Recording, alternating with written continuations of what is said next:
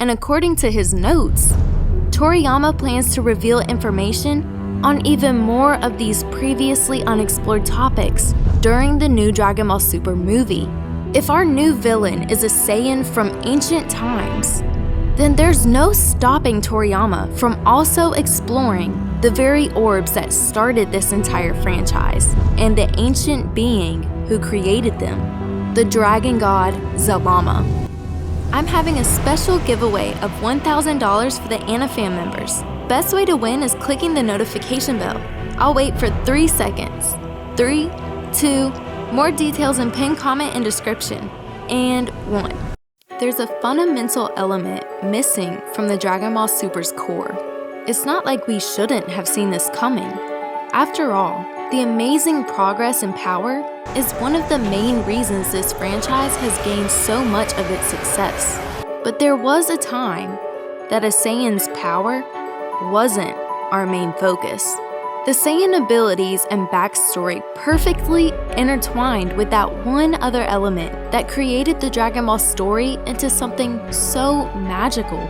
An element so important, it became the name of the entire franchise. What happened to the Dragon Balls? To the days of searching far and wide to find the most powerful orbs the world had to offer? Am I the only one who misses this, AniFam? Well, I'm here to tell you there's a very real chance. It's all coming back. When you really think about it, you can probably count on just one hand the number of times you saw the Super Dragon Balls during the anime. Meaning, when it comes to having info on these things, the creators practically left us in the dark. Although, weren't we left in the dark for many years about another huge topic? One that Toriyama has finally started to leak information about? We now know how a Saiyan gets their strength through S cells and the ancient history behind the very first Super Saiyan.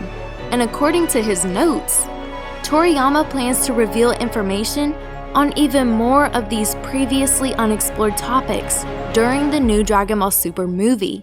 If our new villain is a Saiyan from ancient times, then there's no stopping Toriyama from also exploring the very orbs that started this entire franchise and the ancient being who created them, the dragon god Zalama.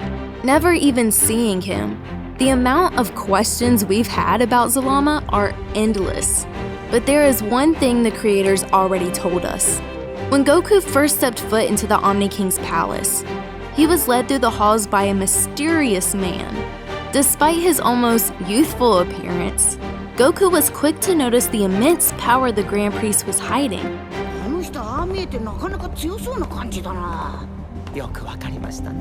And that's how we were all introduced to the strongest group of beings in the entire multiverse, along with one of the biggest unknowns the show has ever given us.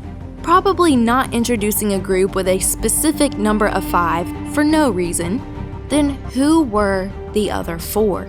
Without even trying to think about the answer, I bet that your mind already came up with 2 of them. The first being the more obvious option. But I wonder, how many times have you heard or seen this debate? Zalama has to be stronger than the Zenos. When considering that the young Omni Kings didn't just end people's lives, but actually wipe them out of existence, you barely start to scratch the surface of what massive power the Super Dragon Balls hold. Not only did they bring these people back to life, they brought these people back into existence. With a power like that, the creator of the Super Dragon Balls must be at least comparable to Zeno in strength. But then you realize, this makes absolutely no sense at all. Be honest with me, AniFam. How many of you believed the winner of the Tournament of Power would be none other than Piccolo? Yes, I am being serious. Wait, none of you thought Piccolo was strong enough to beat Jiren?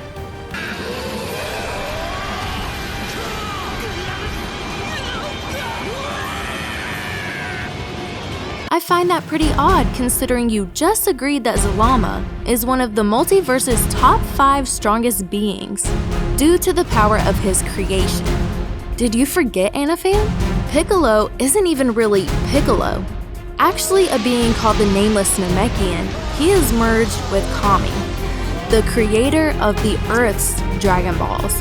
You see what I'm saying now, AniFam? There are a lot of easily comparable traits between the Earth's Dragon Balls and the Super Dragon Balls. That means you should be able to also easily compare Kami to Zalama. As Guardian of the Earth, Kami was once considered to be one of the strongest beings in the entire world. But that was also in the original Dragon Ball. You know, the days when Yamcha being strong wasn't a meme, but actually a for real statement. Even considering that, I can almost guarantee that none of you, even after the introduction of the Super Dragon Balls, have ever thought of the Earth's Dragon Balls to be something weak. Not even a mastered Ultra Instinct Goku could do something as amazing as this. Yes, the Super Dragon Balls have powers beyond belief, but that doesn't automatically give Zalama powers comparable to the Omni Kings and the Grand Priest. Doesn't make much sense though, does it? How could a nobody create something with literally infinite power? Well, Namekians are usually considered pretty wise, but wait, there's a huge fault in thinking like that. I thought we already stated that Zalama is one character whose face we've never seen before. Yet, here we are, already saying, like it's a fact, that the creator of the Super Dragon Balls is a Namekian. After all these years, we've never considered anyone being connected to the creation of Dragon Balls other than Namekians. So why would this time be any different? Although all we can do is hope that Toriyama will finally reveal Zalama's true self in the Dragon Ball Super movie, the AniFam might actually have enough info already to predict his identity ourselves. There are very reliable reasons as to why we automatically assume Zalama to be a Namekian. Just look at Dragon Ball Super Episode 28. Champa had just challenged his brother to a martial arts tournament. As you can imagine, Beerus wasn't too interested, until Champa revealed the winner's prize.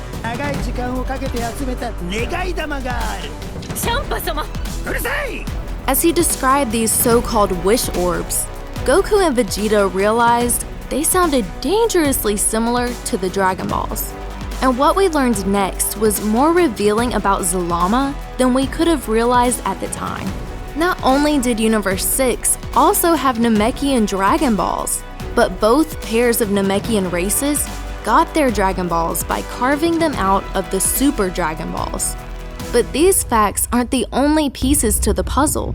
While the differences between the Dragon Balls and the Super Dragon Balls seem obvious, there's one really big difference that many people probably don't remember.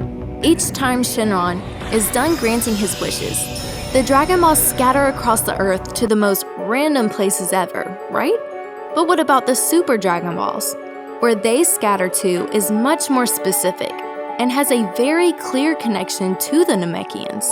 After Super Shenron grants his one wish, the Super Dragon Balls do not scatter across the 12 universes. They only scatter between Universe 6 and Universe 7, the only two universes that have Namekians. Could this be a coincidence? Actually, yeah, it could be. But the chances seem way too slim to ignore the possibility that Zalama is also a Namekian. Even taking this into consideration, there's still a huge fault in thinking like this. One thing I've noticed while watching Dragon Ball is that you can learn quite a bit about a character just by looking into how Toriyama came up with their name. It's very likely that Zalama comes from the word salamander, probably not by coincidence. In Japanese mythology, the salamander is associated with fire. With that, plus the fact that they look similar to lizards, the salamander oftentimes ends up getting associated with dragons as well. Looks like Toriyama gave Zalama the title of the Dragon God for more reasons than one. Originally, this title seemed more like just that, a title, considering the Namekian Dragon Balls are literally just pieces of the Super Dragon Balls. Then Zalama is the creator of all these dragons. And so, giving their Namekian creator the title of Dragon God makes perfect sense. But with this new information, we see Toriyama might have been pulling a joke on us. It's really similar to the tiers of power we get when looking at the gods of destruction. These are beings who aren't actually divine, but rather have earned the title of a god by having enough power to destroy a planet with a tap of their finger.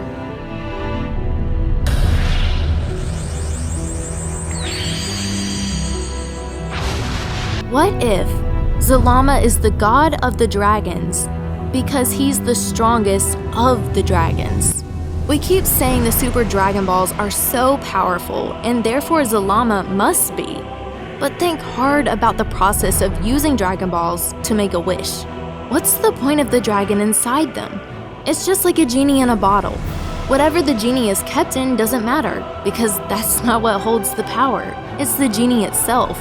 The Dragon Balls are merely items used to call forth the one that actually holds the power, the dragon itself. Put these dragons on a power leveling scale, and you'll find Zalama right there at the top. So, if Zalama is actually a for real dragon deity, then does that mean